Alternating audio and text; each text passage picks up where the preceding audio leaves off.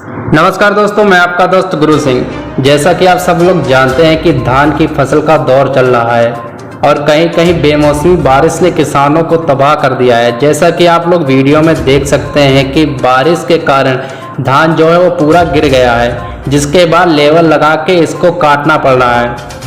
6 महीने की फसल भगवान ने चुटकियों में तबाह कर दी।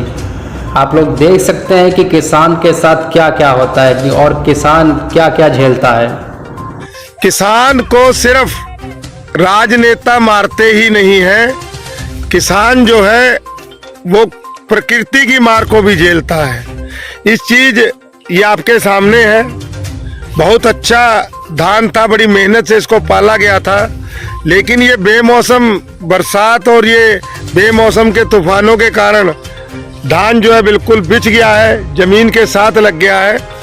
और काश्तकार की जो है लागत वो भी बढ़ गई है, क्योंकि अब इनको हाथों से काट के बड़े ही तरीके से इसको बाहर निकालना पड़ेगा और एमएसपी की गारंटी नहीं है, पैसा मिल नहीं रहा, फसल कहाँ बिकेगी, उसकी क्या कीमत मिलेगी, इस बात की कोई गारंटी नहीं है। लेकिन काश्तकार ने तो मेहनत की है भाई, उसके और उसके बच्चों के पेट लगा है, तो उनको तो खाने की जरूरत पड़ेगी। अब जो होने पौने दाम मिले, इससे गिरने से दोस्तों धान के जो दाने हैं वो भी कहीं ना कहीं दागी हो जाते हैं, दोबारा से अंकुरित हो जाते हैं। तो इस चीज का जो नुकसान है ये काश्तकार को ही होता है। और मुआवजे की बात अगर की जाए तो आप लोग जानते हैं, पहले लेखपाल, फिर कानगो, फिर उसके बाद में आगे बीच में एक आरके अधिकारी होते हैं, आरके जो कंप्यूटर पे सब लोग अपलोड करते हैं, फिर उनकी जांचें, रिपोर्टें लगाना, शहर जाना,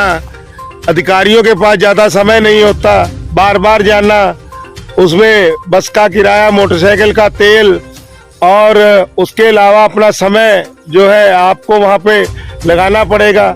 ऐसी बहुत सी कंडीशनें होती हैं, तो मुआवजा जितना मिलना है उससे कहीं ज़्यादा तो काश्तकार का खर्चा हो जाता है। और अगर कहीं करप्ट अधिकारी मिल गया तो वो अधिकारी क्या करेगा, वो अधिकारी आपकी फाइल को रोके रखेगा और आपको उम्मीद थी कि आपका जो है आपकी फसल बिक जाएगी और आपको पैसा मिल जाएगा।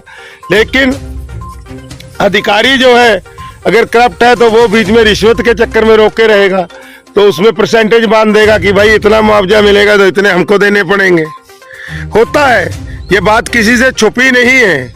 इसीलिए दोस्तों आज हम आपको खाली वो नहीं जो तुकुनिया में हुआ या वो नहीं जो हर जगह दिल्ली में हो रहा है, ये भी एक सच्चाई है। और इस सच्चाई के कारण जो है काश्तकार सुरक्षा मांगता है। अगर जमीन के ऊपर बैंक का लोन हो तो बैंक जो है आपसे पैसा काट के आपको जो है मतलब कि आपका एक वो करवा देगा इंश्योरेंस, लेकिन वो इंश्योरेंस सिर्फ बैंक को मिलेगा, आपको नहीं मिलेगा। बात को समझ रहे हैं आप, वो आपको नहीं मिलेगा। बैंक अपनी रकम ना इसकी डूब जाए काश्तकार की फसल के चक्कर में, इसलिए इंश्योरेंस करता है। और हम लोगों को क्या मिलेगा, कुछ नहीं। तो इसलिए दोस्तों काश्तकार हर प्लेटफॉर्म पे परेशान है। हमारे देश का पेट भरने वाला किसान हर प्लेटफॉर्म पे परेशान है। और ये जो कहते हैं कि काहे का अन्नदाता, ठीक है भाई, अन्नदाता नहीं हम मानते हैं, हम लोगों ने फसल दी, आप लोगों ने खरीदी, क्यों हम लोग आपके मुंह से ये शब्द कहलवाए कि हम लोग अन्नदाता है और हम गर्व महसूस करें, क्योंकि किसी से लगा लीजिए वैसे ये शब्द नहीं कहलाए जाते हैं।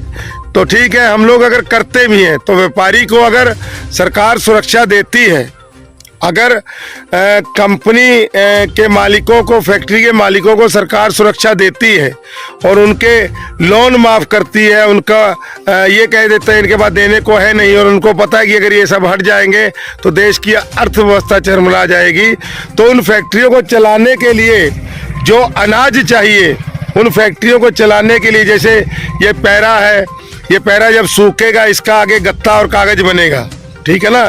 तो काश्तकार की भी अहम भूमिका है, उसको भी इस देश का आप जो है वासी समझिए, वसनीक समझिए, उससे परायापन मत करिए, ठीक है। काश्तकार अपनी डिमांडों को पाने के चक्कर में कुचला जा रहा है, थार के नीचे कुचला जा रहा है, और उसके बाद में ये क्लियर नहीं हो पा रहा कि गोलियां लगी है कि नहीं लगी हैं। अरे भाई, आपको अब हम क्या जवाब दें और क्या इसका आपको उदाहरण दें।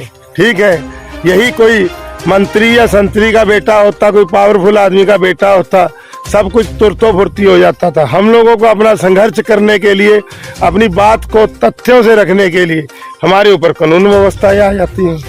तो दोस्तों, एक तरीके से हमारा देश जो है अध्यात्म का देश है। धर्म और धर्म के नाम पर जो मतलब कि धर्म में एक अध्यात्म ही तो होता है, अध्ययन ही तो करना होता है। उस देश के अंदर हम लोग बात करते हैं राम की, हम लोग बात करते हैं कृष्ण की, हम लोग बात करते हैं बाबा गुरु नानक की, हम लोग बात करते हैं महर्षि वाल्मीकि जी की, हम लोग बात करते हैं बुद्ध की, हम लोग बात करते हैं दोस्तों बड़े बड़े महापुरुषों की, हम लोग बात करते हैं स्वामी विवेकानंद की। और क्या बात करते हैं? सिर्फ बात करते हैं। हम लोग इंसान का एक तरीके से मांस नोचते हैं। ठीक है, क्योंकि काश्तकार राजनीतिक नहीं होता है। काश्तकार का जो उसके पास इतना टाइम ही नहीं होता। अभी जैसे फसल लगाई है, इस फसल के अंदर कहीं कोई रोग आ गया, स्प्रे करनी है, खाद डालनी है, और खाद के लिए उसको बवाल करना पड़ता है। दोस्तों, बहुत सारी बातें ऐसी हैं जो हो जाती हैं। अब आप यहाँ हम आपको और दिखाते हैं, आइए। ठीक है, काश्तकार के होने वाले हम नुकसान आपको दिखाएंगे। ये भी एक चीज़ हम आपको आज यहाँ पे जरा दिखा दें कि कैसे कैसे मार, ये तो भगवान की मार हो गई जो एकदम बेमौसमा मौसम हो रहा है, जिसके कारण बहुत अच्छी फसल थी ये, इसको काफ़ी सराहा गया था, लेकिन ये मलिया मेट हो गई। ठीक है, अब आप को और चीज़ें दिखाते हैं।